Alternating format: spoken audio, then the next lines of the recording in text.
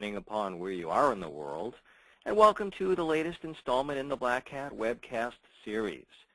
Today's event is entitled Point of Sale Malware, brought to you by Black Hat, Bit9, and United Business Media, LLC. I'm Steve Paul with Black Hat, and I'm your moderator today. We have just a few announcements before we begin. This webcast is designed to be interactive between you and our presenters, and later in the program, we'll ask for your feedback. There is no dial-in required. You're participating in listen-only mode, where slides will be automatically synchronized with audio from your computer speakers. If you're calling in, please dial your access code and audio PIN. They are required. Please close out of all unnecessary applications and disable your pop-up blockers. We strongly encourage participation and are happy to take your questions and comments. You can participate in our Q&A session by asking questions at any time. Simply type your question into the text box located below the media player and then click the Submit button. You can participate in our Q&A session by typing questions. A copy of our PowerPoint will be available at the Black Hat website over the next few business days. If you're experiencing any technical difficulties, please refer to the help link at the upper right-hand corner of your console. And now on to our presentation, Point of Sale Malware. Discussing today's topic will be Eric Fitterman, security business expert, and then we'll hear from our sponsor presenter, Jeffrey J. Guy, Director of Operations with Carbon Black. First, we will hear from Eric. Over to you, Eric. All right, thanks a lot, Steve. So again, my name is Eric Fitterman, and this afternoon we're going to be talking about point-of-sale malware and some of the strategies and techniques that you can use to protect customer payment information or other types of sensitive data that you might store or process. So I wanted to start off first by debunking a myth that it's hard to build targeted malware. In a couple slides in a few minutes, I'm going to detail this a little bit more, but this last weekend I wrote a RAM scraper, a memory scraper, that looks for credit card numbers in memory. And it's called totalrecall.exe, and I'm going to show you a little bit of about how it works, and also provide some links so you can see the source code and understand really how simple it is. But here what I've done is I've taken Total Recall, I've submitted it to VirusTotal, which if you've been reading a little bit about the target data breach and the investigation, there have been some information that someone checked out the binary on VirusTotal and it came up clean. So similarly, I'm checking out my binary that steals credit card information from memory, and it too comes back with a detection ratio of 0 detections out of 49 engines. And I wanted to start off with this just again to show if someone like myself who's never written a RAM scraper to steal credit card data can do this with a few hours, imagine what the capabilities are for the folks to do this as a business, and it very much is a business. So I tried to really cement the discussion around the actual statements that have been made by the executives at the different companies involved in the data breach. So if you've been reading about the incident, you'll find there's a lot of different speculation. People are doing kind of piecing together bits and pieces to try to understand what might have happened, but really all that speculation based on what little has been said publicly about the incident. But what we do know from Target CEO is that malware was installed on their point-of-sale systems. And while only a handful of people probably really know the full extent and really have all the details, I've seen, and probably many of you have seen, that this event has really sent a lot of ripples throughout the industry. A lot of people are very concerned about it, and one of the reasons they should be concerned is because of this picture. So we're talking about data security and information security, but really this picture illustrates part of the problem. And that is that really over the past half a century and probably longer, credit cards as a financial instrument haven't really changed much, other than having a magnetic stripe that allows payments to be collected more quickly and with less likelihood of an error with when supplying the credit card number. It's fundamentally the same instrument. It's a card with a number on it, and that hasn't changed, and I think that's really part of the problem here. Another thing I think that's really made this really resonate with a lot of people is that most of us have shopped at Target.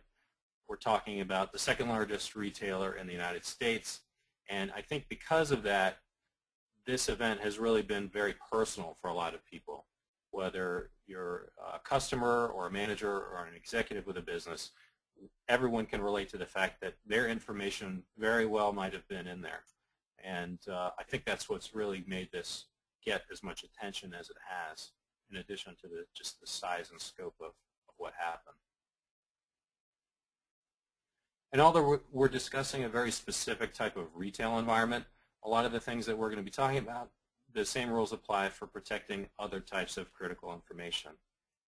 So whether you're protecting financial data or customer information or personally identifiable information or trade secrets, a lot of the same principles are going to apply, because data now, more than ever really, has a lot of intrinsic value. And if it's valuable to you, it has value to someone else. Just on a personal note, I'm not sure if it's because these things are happening more or whether we're getting better at detecting them or whether companies are just getting warming up to the idea of disclosing them. And as an aside, the Securities and Exchange Commission does have guidelines for public companies in terms of disclosing data breaches, so that may be another piece of regulatory action that may be working. But personally, I've gotten notices about 2 data breaches involving my information, and a third, my university I went to, University of Maryland, was breached this week, and that just was announced a day or 2 ago that 300,000 student records involving Social Security numbers were accessed without authorization. So let's start off by taking a look at point of sale. And another term you'll hear used interchangeably is point of capture. I like the point of capture term a little bit more because, again, it's not specific to sales and retail, but it really brings home the idea that you're capturing sensitive information on something. So point of sale, point of capture, different terms used interchangeably. I think later on, maybe in the Bit 9 presentation, you might hear them reference fixed function devices, all referring to the same kind of thing. So if you can see in this picture in the background, this is a bar, and in the background you can see the glowing screen of a point of sale system. So a lot of small businesses, bars, restaurants, they have point of sale systems to take payments from customers. Obviously, you've got point of sale capability and systems in large environments and enterprise businesses and in large retail and other types of businesses. But here's the new one. Here's what's emerging now. Both small and large businesses are increasingly mobile, and you've got more enterprises taking and acquiring payment information on mobile devices, whether it's a iPad or an iPhone or other type of device. These are being used more to collect payments, the mobile enterprise. And I wanted to emphasize that when we talk point of sale, really a magnetic stripe reader is not a prerequisite to define a point of sale. If you're entering credit card information into a computer, it's a point of sale. I've seen a lot of businesses take payments that are manually typed into a particular application for invoicing or billing. Well, just because it wasn't swiped, it has a credit card number in it, it's still a point of sale, it's still a point of capture. All the magnetic card reader does is make it easier to do that. So volume retail is a high-frequency transaction environment. And what that means is that if I'm an adversary and I'm entrenched in a network like Target's or a similar retailer, I know that there's a certain window of time where I won't be detected, but if I can maximize my visibility into transactions and really harvest a lot of information, it really won't matter if I'm detected after a month or 2 months, because think of the volume of information that you can acquire over a relatively short amount of time frame using in an environment like that. So how did the adversaries get in? Well, here's another statement from the president of a heating and HVAC company called Fazio Mechanical Services. And if you read a little bit about this, you'll see there are kind of two schools of thought forming on what might have happened. Based on their public statement, it looks like they were accessing some kind of either vendor interface or billing or invoicing system. And if you're familiar with how large businesses operate, it's not uncommon for a large corporation to have a centralized portal where vendors and other third parties that they do business with either submit invoices or information to be paid. And based on this public statement from this company, that's what they were saying that they had access to, was just some type of billing or invoicing system that was used to manage their contract or their performance. Another school of thought, which I thought was a little more interesting, was the idea that these folks were monitoring energy usage for Target. And it's not really that beyond the realm of possibility when you think about the #2 retailer and all of its stores and its physical footprint. You can imagine that they are concerned about energy usage. And what's interesting about that possibility is that we're talking now again about industrial control systems or other types of maybe SCADA systems for monitoring heating and cooling. And the issue is, well, was that network connected to, or was payment information piggybacking on that network, or vice versa? And again, that's just speculation based on some of the information that's available, and I don't think there's been clear evidence to indicate one way or the other so far. After the breach was announced, a lot of people were very upset, talking about how dare Target not segregate their network. This is, basic principle of VLANing and segregation of the network and DMZs. Well, I don't know specifically, but I'm pretty confident that Target and organizations like Target know how to segregate the network, and I think something else failed. I'm not convinced that they just weren't doing these basic things. I think there was some other failure that took place. One of the things that I worry about is I've seen a lot of organizations heavily involved in compliance, chasing metrics and hundreds or even over thousands of controls. And one of the questions I have is, have we gotten so deep into compliance that we forgot sort of the foundation, what we're trying to accomplish, and is that at all responsible for what happened here, that we're so heavy into compliance that we missed some of the basics? Another possibility is that we've got a lot of emerging technologies around software-defined networking and virtualization.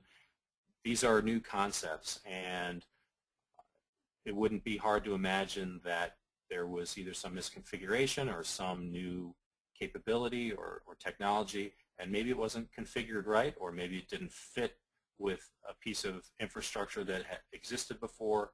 Not sure, but I know with a lot of these concepts, they're very dynamic, and they're sort of changing the way that we secure networks and secure network information. So again, this is just my question, and we may never know the answer, but it's just something to think about. So I wanted to show everyone, because for me this was also a learning experience in terms of how easy some of this was, but I wanted to show everyone really how credit cards work with devices like this magnetic card reader. So this is a card reader that I bought on Amazon. It was $35 or so, and it's a magnetic card reader. I'm going to show you a video now of how this works, and one of the things that I thought was surprising when I first started preparing for this presentation. So I took an old Olive Garden gift card, and with my magnetic stripe reader, wanted to swipe the card and see what happened. And you'll see in this video that I've got Notepad open. And with Notepad open, as I swipe the card, you can't see the specific numbers, but you can see text appear in the Notepad window. And what's happening there is you've probably heard track 1 data, track 2 data, and track 3 data. That's all the information that's encoded on that magnetic stripe. Well, when you have Notepad open and you swipe a credit card, it just spills that information.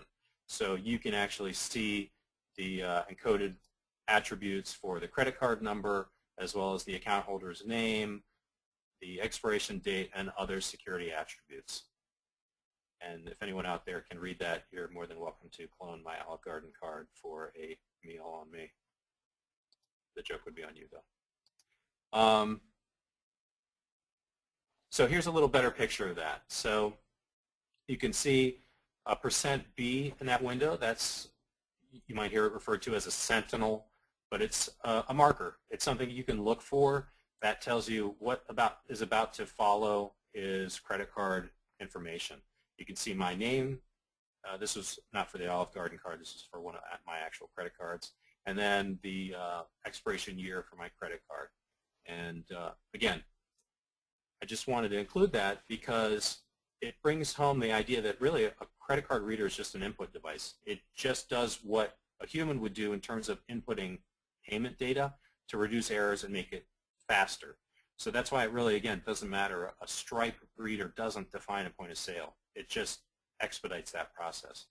And fundamentally, if it's not encrypted at the point of capture, it's vulnerable to theft. Now, the malware in the Target incident had two primary components. One was the actual RAM scraper, the memory scraper that looked for credit card information. And the other large component was the process that would then take that information and offload it via SMB or CIFS onto a file share that the attackers could then come in periodically and harvest. So those are the two components we're talking about. We'll touch more on the former and a little bit on the latter. So if you want to design or use a RAM scraper to steal credit card information, there's no shortage of available templates to work from. This is a really good site, and I include the URL at the end of the presentation. This is a really great site for reading about RAM scrapers and other point-of-sale malware. There, on this page were 40 to 50 known available samples of things, and in particular, this site's just a really great resource, and this person, Xylitol, it really understands this space extremely well and does a lot of work. It could be a really good resource, very helpful too. So if you're interested in this space and want to understand it better, this is one site I would take a look at. Or alternatively, if you didn't want to build on some foundation, some malware that already existed, you could build your own, which again is what I did. So you can see there's not a lot of code here. This is pretty simple, okay? But I wanted to show you the key elements of how this works. So on line 159, I'm issuing a call to get the maximum addressable space that we need to parse through. So again, we're going to be walking through memory, scraping and looking for credit card information. So we need to know our upper limit for doing that. On line 164, we allocate a buffer so that we can store the results when we peek inside a process's memory. Then we do a while loop where we iterate through memory and acquire a snapshot of memory for a particular process. Now that's this H process, a handle to a process that I have. Now in this case, I was looking for a process with a specific name. And this is exactly how the Black Box attack worked. It was looking for specific names of binaries to look and look into. And then I wrote a little function that just finds names. So in my case, I found it a little easier to look for names because, again, if you remember back from a couple slides back here, my name appears between two caret symbols. And so when I wrote my program, that's what I looked for. I looked for ASCII text between two caret symbols. If you want the code, I've posted it on my GitHub repository. So it's github.com/datacast/total recall. And you can, again, I'll include that URL at the end of the presentation so you can see that. But again, these concepts, by the way, everything that this program does, they're not malicious. This is how most debuggers work. So a lot of this code I took directly from Microsoft articles, and that's really where it comes from. We're not doing anything malicious. We're not injecting strange things into memory or anything like that. So now I'll show you how it runs. So I downloaded a touch screen point of sale system and loaded the point of sale software onto a Windows box and ran Total Recall before I entered any payment information, before I swiped a credit card, and it doesn't come back with anything. Yeah, it indicates the name of the process and some other attributes and characteristics about the running process, but no credit card information. The next thing I did was swipe one of my credit cards and then reran it. And you can see, now I wrote the program to mask out the sensitive stuff, but you can see it, even just with one swipe, pulled out several instances of my information, my credit card information. And again, my program was looking for the names and then working to the right, to the left of it to get the numbers. But again, very easy to implement, not very complex. And if you remember back to the very second or third slides, this binary gets a clean bill of health from VirusTotal. And I think what this demonstrates is that antivirus was really designed during a time before computers were really networked. I mean, I can remember when most viruses were mostly nuisance programs. They did something on a particular date as a joke, or they were designed to be a nuisance, but they didn't evolve that quickly. We weren't all networked then. With the fact that we're all networked now, and that this is a business that generates money, and I think this approach just is not going to cut it anymore, along with other blacklisting approaches.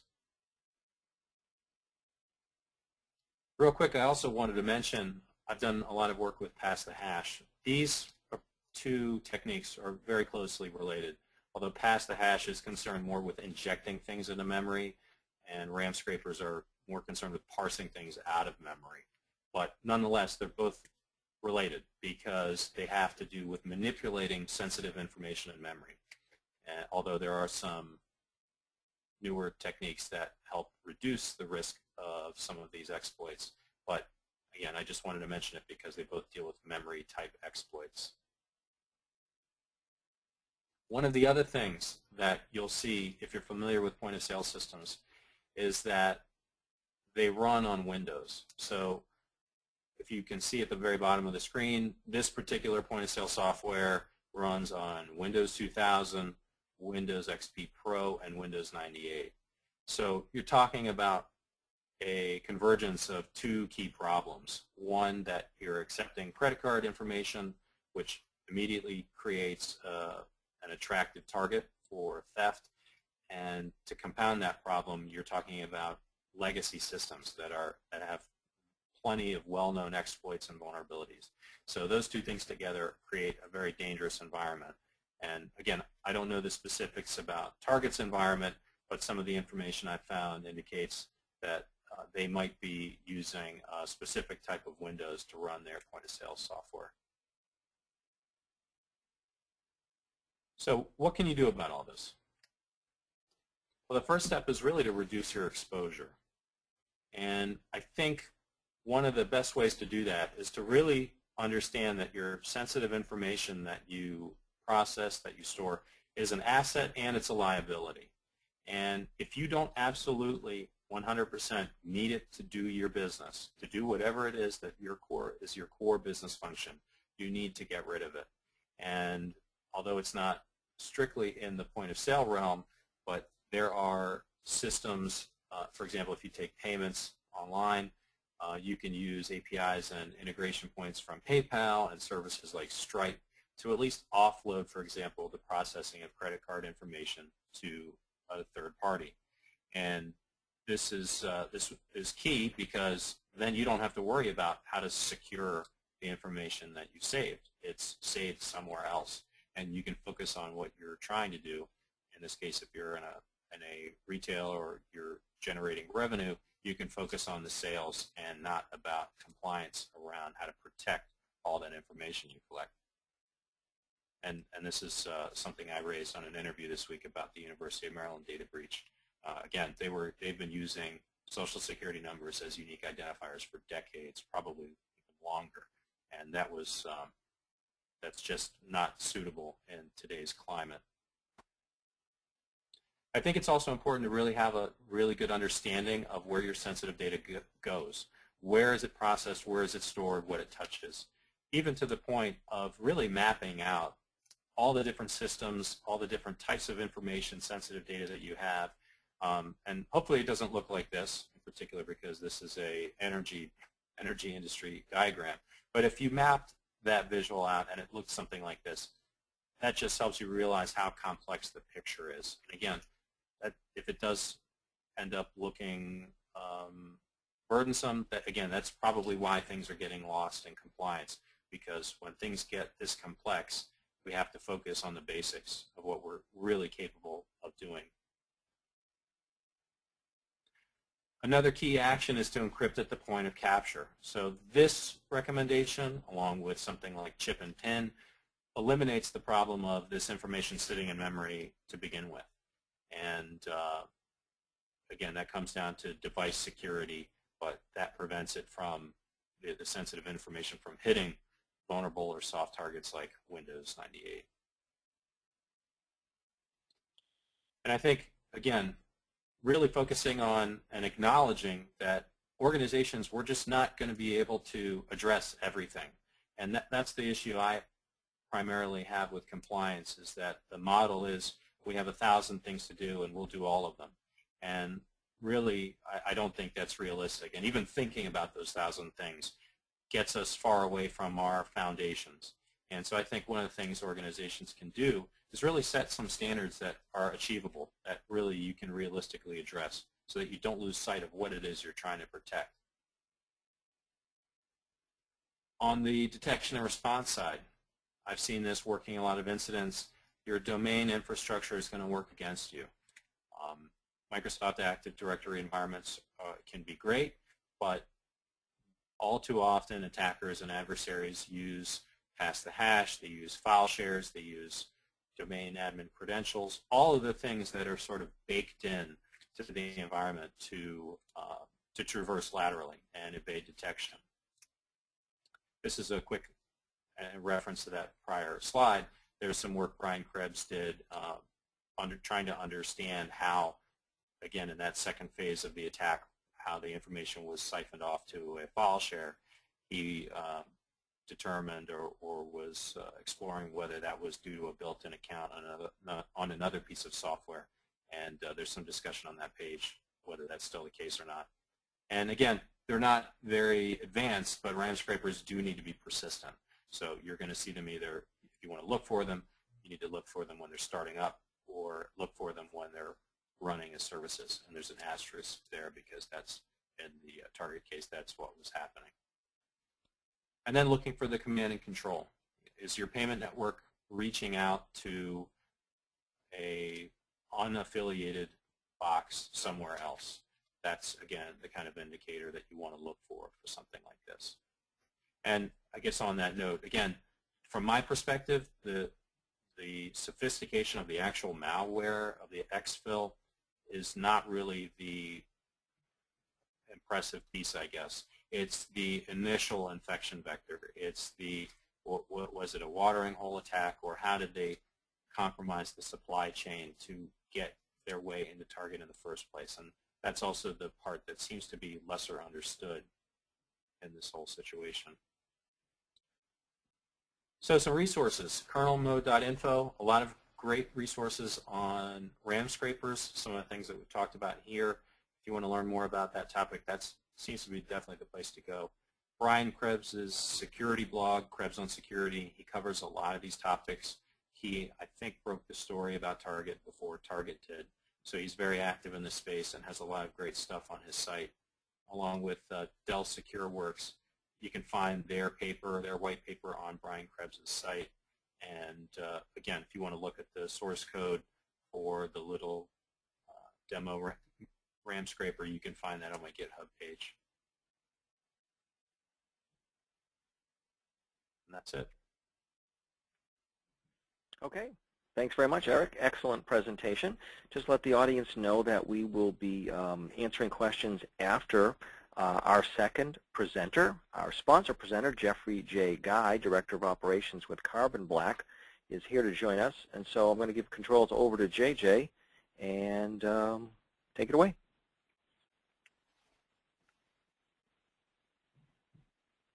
Steve, Eric, thanks very much. And good morning, or I guess afternoon or evening to everybody on the call, depending on where you are in the world. So this is me. I'm kind of new to this commercial world. I spent 13 years in the federal circles, first in the Air Force and then up in D.C. And I've been at Carbon Black for about 2 years now, and now part of Bit9. If you're not an industry groupie and have been following the news, let me be the first to tell you. Carbon Black merged with Bit9 as of about 2 weeks ago, and we're very excited about what's to come. So I want to take this back up a notch and kind of look at the bigger picture. This is the requisite slide of breach notifications. And this certainly holiday season has increased the visibility with Target and some other high-profile retailers coming out with some of this news. And many of these have been, above the fold, hit CNN, got my grandma calling me, asking what's going on. It certainly gets a lot of visibility for these problems, not just in our own community, but at a broader audience. But what's more difficult is for us, especially as industry professionals, to synthesize all of these breaches and understand what we can do about it. Luckily, we've got folks, some smart folks who write reports to help us process all this information. I've got two here that I want to use to kind of tee up this discussion. This first graphic here on the left from the Verizon Data Breach Report in 2013. It's a histogram. It's a collection of 4 histograms, really. The column here is a period of time, first from seconds, next to minutes, hours, days, weeks, months, and years for each one of the columns. And every row is, call it an attack phase. The first is the period of time from where the attack began to compromise being successful. The next is from the compromise being successful to data exfiltration start. The next is from compromise successful to when those attackers were discovered. And then this bottom line is a period of time from when those attackers were discovered to when remediation was complete. Over here on the right, you've got a report from Net Diligence, their firm out of the Philly area, I think. They're very tightly tied into the cyber insurance industry. I love their reports because of their cost of data breach reports, because their numbers come from insurance claims. And that means that somebody actually wrote a check for those numbers, and thus I find them very reliable. If you take both of these, put these pictures together, the picture is not very good. Our networks are being compromised in seconds. Data exfiltration starts just minutes later. But it takes us months to find those intruders. And even once we know they're there, it takes us weeks to carve them out of our network. And on average, it costs $341,000 in forensics cost alone per breach. From an industry perspective, big picture, bigger than any of us, bigger than Bit9, bigger than Carbon Black, bigger than all of us on the call, this cannot continue. This pace is unsustainable. We here at Carbon Black and Bit9 break up the 3 major core functions into prevention, detection, and response. And the problems associated, or some of the challenges, I'll say, with these 3 functions are pretty clear to most of us in the industry. The prevention and detection, at least on the endpoint, are both chained together, relying primarily on endpoint antivirus. And then response is an ad hoc engagement, usually by external consultants, often at high cost. What's starting to emerge, though, is a new model for this kind of operations, where prevention, detection, and response, prevention and detection are no longer chained together and linked with endpoint antivirus, but part of a continuous, single, integrated process, where these things are integrated as part of your day-to-day operations. Now I've been on the soapbox preaching this message for 2 years. Both Bit9 and Carbon Black and organizations have been doing the same thing. And I tell you, that soapbox, it's been a lonely place. But I got good news. There is an emerging consensus that's starting to form from more than just a handful of vendors who are preaching these kinds of messages. Gartner, in their endpoint threat detection and response paper from just last September, had this diagram here. Over on the left-hand side, they got detect and respond. Over on the right-hand side, they got block and prevent. And you see the circles there representing the continuous process. NIST and their cybersecurity framework for critical infrastructure protection just finalized here earlier this month, earlier in February. They broke up 5 key phases of the information security lifecycle: identification, protection, detection, and response, and then recovery on the end. We're all using different words, but we're preaching the same message. And folks, I got good news for you, because this means that we're making progress. And this is very, very good news. So if there's any, like the engineers on the call, y'all are probably fussing at me right now, because this is all a bunch of words, right? We've been saying these words for a very long time. But what does it actually mean in terms of implementation on a day-to-day basis? Well, let's break it down. Start with prevention. From Bit9's perspective, this is a very, very easy answer. Policy of default denial on your workstations is the best possible prevention you can put into place. Now, you get a lot of different opinions on that topic. From my optic, there's a very easy answer here, and it's taking a lesson from history. If you circle back to the early 90s when we first started deploying firewalls across our networks, we deployed those firewalls just so that we could block those few known bad IPs, known bad ports, known bad protocols of the attackers that we knew were communicating out through our networks. And we put those in place with a policy of default allow, just to block the few known bad things that we knew were there. Well, we very rapidly found out that as soon as we blocked, the attacker moved to a new IP. And we blocked that when he moved to a new IP, and it became a game of whack-a-mole. With the attacker always staying one step ahead of us, and us as defenders falling along behind, constantly trying to clean up after him. You contrast that, to circle back, right, what we learned in terms of best practices was to configure those firewalls for a policy of default deny, so that you block all traffic by default, and then you explicitly only allow the traffic that you know is authorized. Fast forward to today and take a look at what we're doing on the endpoint when it comes to code. Whether you're using signature-based antivirus products or some of the newfangled prevention products, they're usually all trying to describe the various algorithms to find known bad attackers and known bad code, and block the few pieces of known bad code that you know exist out there. And guess what's happening? We're in a game of whack-a-mole. And the attackers are constantly staying one step ahead of us. As Eric just demonstrated, any attacker can write code and submit it up to, for instance, VirusTotal, get the consensus opinion, and come out known good. We have failed to apply the lessons of history from network 20 years ago onto the endpoint today. Now, if you dig into that a little deeper in terms of the tech discussion, of trying to implement this, usually what comes off, why don't we do this, is the response that it's too hard. You know what? We were saying the same thing about the network 20 years ago. So shift gears to detection. This is a pretty easy story, and I could talk about detection all day. But if you circle back, the challenges with prevention or with detection are the same that we have with prevention in our environment. The efficacy of the detection capability on your endpoint these days is limited to the opinion of the one antivirus provider that you can deploy on your endpoint. Now, that kind of capability is necessary but insufficient. Meantime, out here in the rest of the internet that's emerging, we've got this whole cloud infrastructure that's just exploded over the course of the last several years, but the cloud has yet to meet the endpoint. The efficacy of your detection should not be limited to the opinion of a single vendor, but should be a consensus opinion of the industry's collective intelligence. Finally, from response, this is also, from my optic, a very easy story. This is the whole reason Carbon Black was built as a platform. Most mature organizations recognize that they need to build a intrusion response plan, and they need to prepare for breach. And there's a lot of guidance out there that tells us how to do it, from ISSA, ISACA, the NIST guidelines. But if you dig into those and take a look at the recommendations they put into place, they're purely administrative in nature.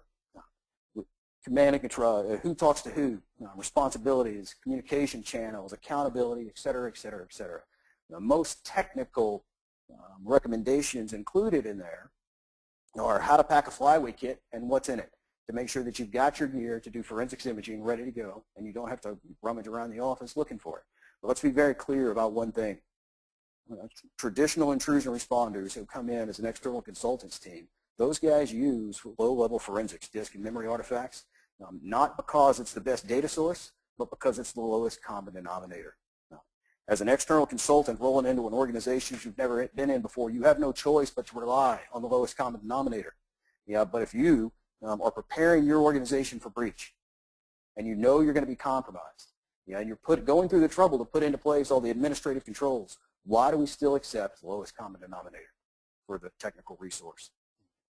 From Carbon Black's perspective, we have an always-on sensor that records 5 key things of what we think is the most important things in a breach. And our goal is to productize incident response so that anybody on your staff can do incident response in seconds, even the intern.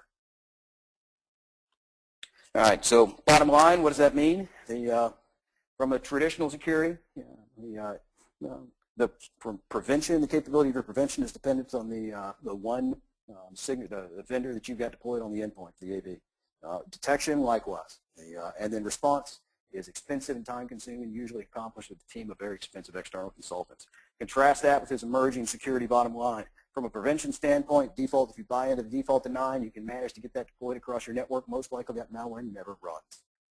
If it does run, your detection capabilities are not limited to the opinion of a single vendor that you deploy on your endpoints, but is a consensus opinion of the industry's collective intelligence. And then finally, from a response standpoint, you've got everything you need at your fingertips, including a complete history. So you cannot look just, you can look all the way back in history, not just at what occurred today, and what occurs in the future.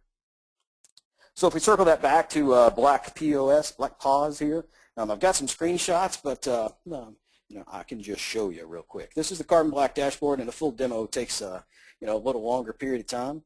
But let's talk through real quickly what a particular scenario might be. Let's assume for a second that prevention failed. Whatever prevention capability you had in place, this code managed to execute. And let's also assume for a second that whatever detection capability you've got deployed on your endpoints also failed. Maybe it's like Eric, and you happen to be the lucky winner who got to be hit with this target attack in this particular piece of code for the first time ever. Well, what do you do about it? Well, one of the things that we're very proud of in Carbon Black is the fact that you can define your own signatures. You define your own rules to keep visibility across your organization, notify you of things that should not be occurring. Now, the details are going to vary for every environment, and our goal is that you tailor these down to precisely match your environment, especially in a point-of-sale system, that kind of infrastructure where it's very highly controlled. So I'll assume for a second that maybe one of those rules is any process backed by an executable that's unsigned. That sounds like a pretty reasonable one, especially for a point-of-sale environment. So I'll just click signature status there, unsigned, and oh, look at that, just one hit. I'm going to pull that up and take a look at the analysis page, and here, of course, is the black POS service, running from services.exe is the parent process. Now, this is a very simple piece of malware. It's really just got two threads. One is the RAM scraper running in one thread that's constantly writing credit card information out to a file in Windows System 32, and then the other thread is constantly shoveling that stuff off to a network share. Now, Carbon Black doesn't record the memory scraping, but the other part of that sure is visible. You can see all these child processes right here with CMD and the command lines for those guys. For instance, this one right here that creates that share, complete with the username and password that Brian Krebs made so public. This is what we mean. So to circle it back from security lifecycle, from our perspective and what is starting to emerge as a consensus opinion, that we all still use different words: prevention, detection, response, with visibility at its core. This visibility is really the key to enable all these kind of criteria. If I put on my DoD hat back from the days, I'd call that situational awareness. And as any battlefield will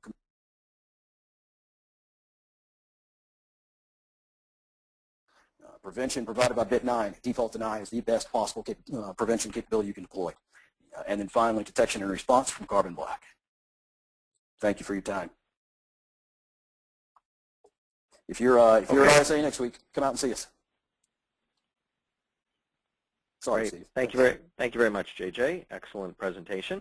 We do have a few moments for Q&A, so before we do that, I just wanted to let the audience know of a couple of things. Our upcoming webcast next month, we want to invite you to as well. We have a link here to March 20th webcast, The Hidden Cost of Consumer Data. The more you have, the more you have to lose. And I'm going to just send out the link via chat in case you want to register for that. So we'd like to see you there next month. And we do have a number of questions our presenters are taking a look at now, and we're going to get to those in one moment. I just want to bring over my final slide here, and we will go to full screen here. So, gentlemen, did you see any questions that we could answer in the next couple of minutes? Yeah. So Neil Shen asked a question about our thoughts on the Windows XP end-of-life situation, and that jumped out at me with sort of a tongue-in-cheek response. But my feeling is that most of us have known Windows XP was at the end of its life a long time ago. But really, when Microsoft does something like that, it helps communicate to people that it's time to move on. But really, we've known that Windows XP has been a problem for a long time, and maybe that'll help people facilitate the movement to something else. But I like that question. Okay. Yeah, Eric, if I can carry on with that real quickly. The real scary thing about Windows XP end of life is that security patches, security vulnerabilities are no longer going to be patched. But that is an extension of the state where we're in today, and that you can never stop all attacks. Compromise is inevitable, which is where we as an industry have got to break beyond this idea that we can keep the attackers out of our network and embrace detection and response as a critical part of our day-to-day operations. Okay, thank you, gentlemen. Just another reminder to our audience at the conclusion of this session, there will be a feedback form or a survey that will open on your computer. We'd greatly appreciate it if you could complete that. Give us some feedback on what you thought of today's event, and if you have any suggestions about any upcoming events or ideas. So, gentlemen, anything else that you flagged here or that you'd like to answer before we wrap up? Yeah, actually, there are a couple other good questions, I think. At least two people, I think, asked about whitelisting. And so I have no relationship to Bit9, so I'm comfortable saying this. But, if I had to choose between a blacklisting solution and a whitelisting solution, I'm going to choose a whitelisting solution, in particular for something that's very sensitive or really critical to my business. So as far as efficiency or whether there are ways around it, there's probably always a way around everything. And that's exactly why we need to look at the standards with defense in depth and just making sure that you're not hanging your whole strategy on application whitelisting. But again, if I had to choose between application whitelisting and blacklisting, again, like I indicated in the presentation, I think that the era of blacklisting has gone, and it's been gone probably for a few years, more than a few years. Okay, thank you. A couple people have asked about downloading copies of the presentation. They will be available on the Black Hat website, I believe, starting tomorrow. We will also send an email reminder to everybody when the recording of this session is available, and that should also be tomorrow. So look for that if you want to see. And thank you all for attending. And unless we have any more questions, we'll just wrap it up. I saw another question. Zach asked a question about Square. I don't use Square, so I can't really speak to exactly how it works. But there are a lot of companies, newer companies and startups that are trying to secure payments better and really adapt and address the fact that we have mobile business now.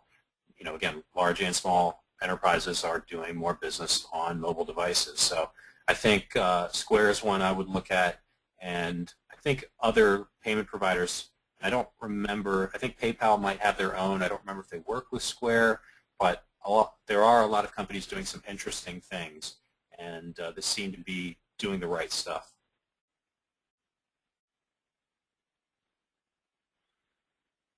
Okay, going once, twice, 3 times. I want to thank you all for participating. Look forward to seeing you next week. I want to also thank next month. I want to thank our presenters as well for attending today's Black Hat webinar, Point of Sale Malware, brought to you by Black Hat, Bit9, and United Business Media, LLC. Shortly after this live event, we will send you that access to our presentation available on demand. This webcast is copyright 2014 by United Business Media, LLC.